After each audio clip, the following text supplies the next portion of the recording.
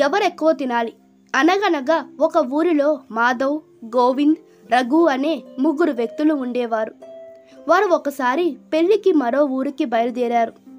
అక్కడికి చేరాలంటే కాలినడకన 2 రోజులు ప్రయాణం చేయాలి. నెమ్మదిగా ప్రయాణం మొదలుపెట్టారు.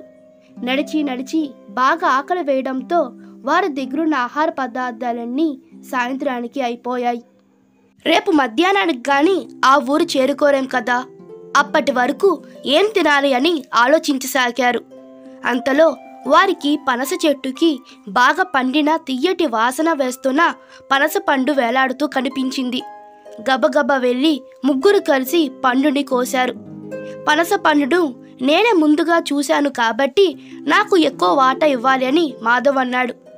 ముగ్గురిలో నేనే పెద్దవాడిని కాబట్టి నాకు ఎక్కువ వాటా ఇవ్వడం సబాబు అని గోవింద్ అన్నాడు. ఇద్దరు వాదించుకోవడం మొదలుపెట్టారు. మాట పెరిగి తన్నుకునేంత వరకు వచ్చింది. అప్పుడు రఘు వారిద్దరిని ఆపి, చీకటి పడుతుంది, ఈ రాత్రికి ఇక్కడే పడుకొని ఉదయం లేచి వెళదాం. ఎవరికి ఎక్కువ వాటా ఇవ్వాలనేది దేవుడు నిర్ణయిస్తాడు అని సర్ది చెప్పాడు. మరునాడు ఉదయం మాధవ్, గోవింద్ త్వరగా నిద్రలేచారు. దేవుడు నా కల్లో కనిపించి నన్నే ఎక్కువ వాటా తీసుకోమని చెప్పాడు అని మాధవ్ చెప్పాడు. లేదు, దేవుడు నా కల్లో కనిపించి నన్నే పెద్ద వాటా తీసుకోమని చెప్పాడు అని గోవింద్ చెప్పాడు. ఇలా వాళ్ళిద్దరూ చాలాసేపు వాదించుకున్నప్పటికీ రఘు లేవలేదు. మాధవ్, గోవిందులు కలిసి రఘుని తట్టి నిద్రలేపారు. ఎందుకు ఇంతసేపు పడుకున్నావు అని ఇద్దరు కలిసి రఘుని అడిగారు.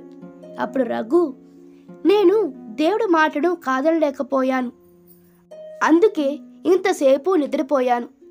రాత్రి నాకు దేవుడు కనిపించి పనస పండును నన్ను ఒక్కడినే తినేమని చెప్పాడు. కడుపు నిండా తిని ఆలస్యంగా పడుకోవడం వలన త్వరగా మెలకువ రాలేదు అని అన్నాడు. ఎంత దేవుడు చెప్తే మాత్రం నువ్వొక్కడివే మొత్తం తినేస్తావా? మా కోసం చెలో 4 పనస తొనలేనా ఉంచలేకపోయావా అని రఘుని తిట్టారు. ఎక్కువ కావాలని ఆశపడినందుకు కొద్దిగా కూడా దక్కలేదని బాధపడ్డారు. ఈసారి ఏదైనా దొరికితే ఎక్కువ వాటాల కోసం దెబ్బలాడకుండా సమానంగా పంచుకుంటే బాగుంటుంది అని అనుకున్నారు. అప్పుడు రఘు, బాధపడకండి, పనస పండును నేను తినలేదు. మీరు దెబ్బలాడుకోకుండా సఖ్యంగా ఉండడం కోసమే అబద్ధం చెప్పాను అన్నాడు. చెట్టు చాటు దాచి ఉంచిన పనస పండును తీసుకొచ్చాడు.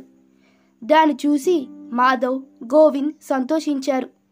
ముగ్గురు కలిసి పనస పండును సమానంగా పంచుకొని తిన్నారు. హుషారుగా నడుచుకుంటూ పెళ్లికి వెళ్ళారు. నీతి: 30 కోట్లు ఉన్నవాడు 3 లక్షలు దానం చేయడం కన్నా 3,000 ఉన్నవాడు 300 దానం చేయడమే గొప్ప. మనకెంత ఉందనేది కాదు, మనకున్న దాంట్లో ఎంత దానం చేశామనే దానికే విలువ. ఈ కథ మీకు నచ్చినట్లయితే మీ అభిప్రాయాలు కామెంట్లో తెలపండి. Please like, share and subscribe to my channel. Thank you.